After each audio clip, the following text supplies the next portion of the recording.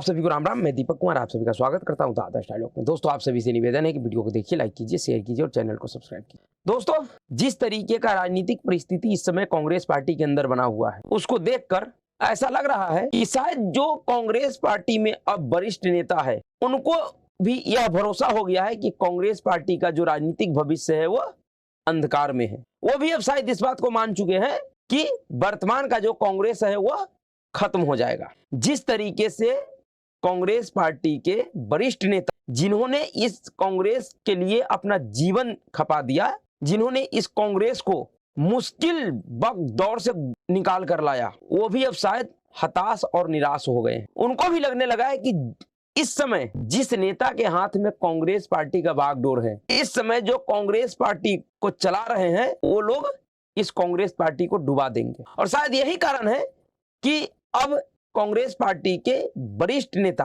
ऐसे नेता है जो किसी टाइम में मुख्यमंत्री तक का पद संभाल चुके हैं, ऐसे वरिष्ठ नेता भी पार्टी को छोड़ रहे हैं और छोड़ने का प्लान बना रहे हैं। आप सभी को पता है कि 14 जनवरी जिस दिन से राहुल गांधी ने अपने भारत जोड़ो न्याय यात्रा का शुरुआत मणिपुर से किया था, उसी दिन से, उसी तारीख को महाराष्ट्र, जहां पे यह यात्रा संपन्न होना था, उस महाराष्ट्र से वरिष्ठ कांग्रेसी नेताओं का पार्टी छोड़ना शुरू हो गया। यानी कि एक साथ राहुल गांधी भारत जोड़ने निकले और उसी के उलट उसी दिन से कांग्रेस के वरिष्ठ नेता कांग्रेस पार्टी छोड़ने के लिए निकल गए। और दोनों ही यात्रा इस समय लगातार जारी है। और जितनी तेजी से दोनों यात्रा चल रहा है, भारत जोड़ो यात्रा और कांग्रेस पार्टी छोड़ो यात्रा, इसको अगर देखा जाए तो ऐसा लग रहा है कि शायद 2024 के लोकसभा चुनाव तक कांग्रेस पार्टी में सिर्फ गांधी परिवार के लोग ही बचेंगे, या फिर उनके जो आसपास जो भटकने वाले लोग हैं, परेशान आत्मा,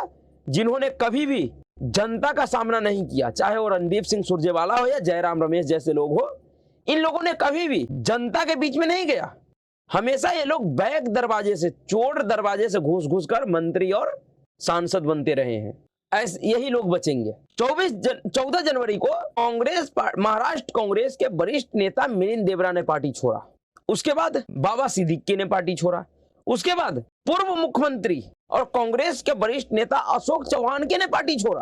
और अब खबर आ रहा है कि मध्य प्रदेश के पूर्व मुख्यमंत्री कमलनाथ भी पार्टी छोड़ रहे हैं। जी हाँ, उनका जो पुत्र है नकुल नाथ, जो कि छिंदवाड़ा से इस समय सांसद है, उन्होंने तो अपना ट्विटर बायो, एक्स का जो बायो है, वो भी अपडेट कर दिया है। वहां से भी कांग्रेस पार्टी को खत्म कर दिया, हटा दिया। और नेताओं के द्वारा इस तरीके का जो बदलाव होता है, वह एक स्पष्ट संदेश होता है कि वह नेता क्या करने जा रहा है। जिस तरीके का राजनीतिक चर्चा बना हुआ है, माहौल बना हुआ है कि कमलनाथ अपने पुत्र के साथ भारतीय जनता पार्टी में शामिल होंगे। और इससे पहले भी जितने भी नेताओं ने कांग्रेस छोड़ा है, या तो उनमें से अक्सर भारतीय जनता पार्टी में शामिल हुए, या फिर इस समय कुछ ऐसे नेता है जो अलग अलग पार्टियों में शामिल हुए, जो कि भारतीय जनता पार्टी के सहयोगी पार्टी है। तो आखिर ये सब एक के बाद एक नेता पार्टी क्यों छोड़ रहे हैं? और सबसे बड़ी बात कांग्रेस पार्टी के अंदर इस समय यह है कि ये जो वरिष्ठ नेता पार्टी छोड़ रहे हैं, इनके पार्टी छोड़ने पे कांग्रेस पार्टी चिंतित होने के बजाय, उनका जो वर्तमान का नेतृत्व करता है, वह चिंतित होने के बजाय कहीं ना कहीं और खुश होते हैं। उनके जो सलाहकार मंडली है, वो कहता है कि एक नेता को चले जाने से पार्टी खत्म नहीं हो जाएगा। किसी को इस भ्रम में नहीं रहना चाहिए कि अगर वो पार्टी छोड़ देगा तो पार्टी खत्म हो जाएगा। दरअसल ये ऐसे सलाहकार हैं जो कांग्रेस पार्टी को आत्महत्या के मोड़ पे ले जा रही है। एक समय ऐसा मोड़ आएगा जिसके आगे कांग्रेस पार्टी को आत्महत्या के अलावा और कोई ऑप्शन ही नहीं छोड़ेगा। ये लोग राजनीतिक तौर पे कांग्रेस पार्टी का आत्महत्या हो जाएगा, खत्म हो जाएगा। वो अगर किसी भी पार्टी का कोई वरिष्ठ नेता पार्टी को छोड़ता है तो कहीं ना कहीं उस नेता का कुछ तो परेशानी होगा। अब अगर इस समय मध्य प्रदेश में अगर इस तरीके का कोई घटना होता है, अगर पूर्व मुख्यमंत्री कमलनाथ अगर पार्टी छोड़ता है, और ये सिर्फ अभी तक इसलिए पुख्ते तौर पे नहीं कहा जा सकता है क्योंकि अभी उन्होंने छोड़ा नहीं है, उन्होंने ऐलान नहीं किया आधिकारिक तौर पे। ऐसे माहौल पूरा है, सूत्रों के द्वारा न्यूज चैनल में खबर चल रहा है कि कमलनाथ जी कांग्रेस छोड़ दिए, पर अभी आधिकारिक ऐलान होना बाकी है। लेकिन अगर कमलनाथ मध्य प्रदेश से कांग्रेस छोड़ देता है तो क्या लोकसभा चुनाव में कांग्रेस को परेशानी नहीं होगा? कमलनाथ जिस भी पार्टी में जाएगा, क्या कमलनाथ के जाने से फायदा नहीं होगा? ऐसा तो नहीं हो सकता है। जिसने एक प्रदेश में पिछले 45 सालों से राजनीति किया है, उनका कुछ तो वजूद होगा, कुछ तो उसके पास जन समर्थन होगा। लेकिन कांग्रेस पार्टी और उनके वर्तमान का नेतृत्व इन सब बातों पे चिंता करने के बजाय खुशी जाहिर करता है और वो लोग तंज कसते हैं। अच्छा, कमलनाथ के लिए यह भी नहीं कहा जा सकता है कि वह राज्यसभा के लिए राज्यसभा के सीट के लालच में आ रहा है भारतीय जनता पार्टी में, क्योंकि अब तो राज्यसभा का जो नामांकन है वो भी खत्म हो चुका है, अब तो नामांकन भी नहीं हो सकता है। तो आखिर कमलनाथ जी छोड़कर क्यों आ रहे हैं, क्या कारण है? इसका सबसे बड़ा कारण यह है कि कमलनाथ जी को भी, जिनके लिए कहा जाता है कि कभी इंदिरा गांधी जी ने उनको अपना तीसरा बेटा कहा था, और तीसरा बेटा इसलिए कहा था कि उस समय जिस तरीके का राजनीतिक परिस्थिति था कांग्रेस का, उन विषम परिस्थिति में भी कमलनाथ जैसे लोगों ने कांग्रेस पार्टी को संभाल के रखा था, अपना कठिन परिश्रम किया था पार्टी के लिए। उन्हीं के उन सभी चीजों को देखते हुए शायद इनको इंदिरा गांधी जी ने अपना तीसरा बेटा माना था। 1980 में नारा भी चलता था कि इंदिरा गांधी का 2 हाथ, संजय गांधी और कमलनाथ। तो ये सब नारा ऐसी तो नहीं होगा, कुछ तो कमलनाथ जी ने इंदिरा गांधी जी के लिए जरूर किया होगा, जब ही इतनी नजदीकी इंदिरा गांधी जी से और कांग्रेस के परिवार से था। लेकिन वही लोग जब आज पार्टी छोड़ रहा है तो उनका कुछ तो कंसर्न होगा, कुछ तो परेशानी होगा। उनके परेशानियों को पूछने के बजाय, उनके उन समस्याओं को जानने के बजाय, अगर इस समय का वर्तमान कांग्रेसी नेतृत्व अगर ये कहता हो कि किसी के जाने से पार्टी खत्म नहीं हो जाएगा, तो फिर इनका तो भगवान ही मालिक। कमलनाथ जी के लिए कहा जा रहा है कि पार्टी छोड़ने के पीछे उनका नाराजगी कुछ चीजों को लेकर है, जो कि सही भी लगता। जिस तरीके से अभी 5 राज्यों का विधानसभा चुनाव हुआ, उसमें कांग्रेस पार्टी, जिनका सरकार था 2 राज्यों में, मध्य प्रदेश में सरकार नहीं था, मध्य प्रदेश में कमलनाथ का सरकार गिर चुका था, लेकिन 2 राज्यों में, राजस्थान में और छत्तीसगढ़ में, इन 2 राज्यों में कांग्रेस पार्टी का सरकार था। लेकिन इन विधानसभा चुनाव में कांग्रेस पार्टी ये दोनों ही राज्य बड़े ही बुरे तरीके से हारा, साथ में मध्य प्रदेश भी हारा। तो ऐसे भी मध्य प्रदेश में सरकार था नहीं, लेकिन मध्य प्रदेश भी हारा। अब जो कांग्रेस पार्टी का इस समय का जो नेतृत्व करता है, जो मैनेजमेंट है, जो मैनेजर है, राजनीतिक मैनेजर है कांग्रेस पार्टी का, उन लोगों ने ऐसा काम किया, जिन राज्यों में सत्ता था वो राज्य हार गया, लेकिन उन नेताओं के ऊपर हार का ठिकरा नहीं फोड़ा गया।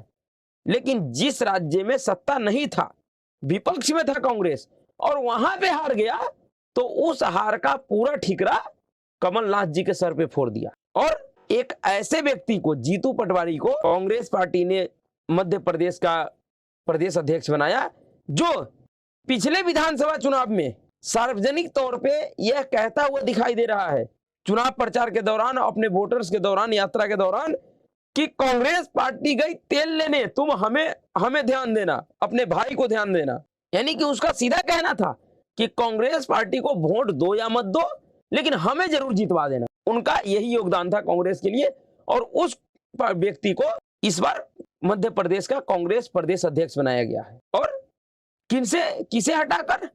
कमलनाथ को हटाकर। जिस राज्य में आपका सरकार ही नहीं था, उस राज्य में अगर हार गया तो आपने प्रदेश अध्यक्ष को हटा दिया, प्रदेश अध्यक्ष दूसरा बना दिया। लेकिन जिन राज्यों में आपका सरकार था, वो राज्य भी आपने हार गया, लेकिन वहां का जो नेता था, चाहे वो छत्तीसगढ़ का भूपेश बघेल हो या राजस्थान का अशोक गहलोत, इन दोनों ही नेताओं के ऊपर कोई कार्रवाई नहीं हुआ। इस बात से भी कमलनाथ जी नाराज हैं। उनको ऐसा लग रहा है कि एक तरीके से गांधी परिवार ने उनका अपमान किया है, खास करके वह व्यक्ति जिसको राजनीति का कोई तजुर्बा ही नहीं है, जो राजनीतिक तौर पे बिल्कुल लंपट है, राहुल गांधी। उसके बाद कमलनाथ जी को ऐसा लग रहा है कि जिस तरीके का जीत मध्य प्रदेश में भारतीय जनता पार्टी के विधानसभा में हुआ है, 164 सीटों, 62-64 सीटों से, उसको देखा जाए तो लोकसभा के चुनाव में भी इस बार भारतीय जनता पार्टी मध्य प्रदेश में क्लीन स्वीप करने जा रही, और कांग्रेस पार्टी का कोई अस्तित्व नहीं रह जाएगा मध्य प्रदेश में। ऐसी स्थिति में कमलनाथ जी का सबसे बड़ा जो इस समय चिंता का विषय है, वह अपने बेटा का राजनीतिक भविष्य बचाना है। वह चाहते हैं कि किसी भी तरीके से जो उनका छिंदवाड़ा का सीट है, जो पहले कभी उनका सीट हुआ करता था, अब उस सीट से उनका जो बेटा है नकुल नाथ जी, वह सांसद है, उनका वह सीट बचा रहे। वह बचा जब ही रह सकता है जब कमलनाथ को भारतीय जनता पार्टी का समर्थन मिले। बिना बीजेपी के समर्थन के इस बार छिंदवाड़ा का सीट कमलनाथ जी नहीं बचा पाएंगे। इसलिए भी अपने बेटे के भविष्य को सुरक्षित करने के लिए, राजनीतिक भविष्य को सुरक्षित करने के लिए कमलनाथ जी भारतीय जनता पार्टी में आना चाह रहे हैं, और साथ ही साथ उनका बेटा भी। और अगर वो आ जाते हैं तो कमलनाथ जी का तो ऐसे भी अब राजनीतिक तौर पे रिटायरमेंट का उम्र हो चुका है, लेकिन उनका जो बेटा है वो युवा है, उसका भी पूरा राजनीतिक भविष्य बचा हुआ है। तो फिर एक ऐसे युवा के चक्कर में जो पिछले 20 साल से बार बार लॉन्च किया जा रहा है फिर भी वो लॉन्च नहीं हो रहा है, दूसरा युवा क्यों अपना राजनीतिक भविष्य खत्म करे। और शायद यही कारण है, कमलनाथ जी को ये बात समझ में आ गया कि अगर इस युवा के चक्कर में रहे तो फिर जो हमारा युवा है उसका राजनीतिक भविष्य खत्म हो जाएगा। इसलिए उन्होंने सोचा कि बहुत दिन हो गया, 45 साल कम नहीं होता है, अब शायद कांग्रेस पार्टी से विदाई का वक्त आ गया है, और उन्होंने इस तरीके का मन बनाया है। लेकिन इससे भारतीय जनता पार्टी को क्या फायदा होगा? ऐसे भी अगर छिंदवाड़ा में अगर कमलनाथ ना भी आता है तो भी उनका छिंदवाड़ा इस बार वो हार ही जाएंगे, भारतीय जनता पार्टी का कैंडिडेट ही जीतेगा। लेकिन कमलनाथ के आने से सबसे बड़ा फर्क ये पड़ेगा मेरे समझ के हिसाब से कि कमलनाथ एक पुराने नेता है, अनुभवी नेता है, राजनीतिक मैनेजमेंट को जानते हैं, राजनीतिक मैनेजमेंट करना वह जानते हैं, और उनके आने से कहीं ना कहीं एक तरीके से भारतीय जनता पार्टी को फायदा हो या ना हो, कांग्रेस को नुकसान होगा। और इस समय भारतीय जनता पार्टी का जो राजनीतिक विचार है वह यही है, वह अपने हर एक विरोधियों को हर एक तरीके से कमजोर करना चाहता है। उनका कितना फायदा है उनको उससे मतलब नहीं है, वो इस समय यह सोच रहे हैं कि विरोधियों का कितना नुकसान है। और यह बात ठीक भी है कि अगर किसी बड़े दुश्मन को खत्म करना है तो फिर जो छोटा मोटा दुश्मन है उसे अपने पाले में लेना पड़ता है, उससे हाथ मिलाना पड़ता है, और वही काम इस समय भारतीय जनता पार्टी कर रही है।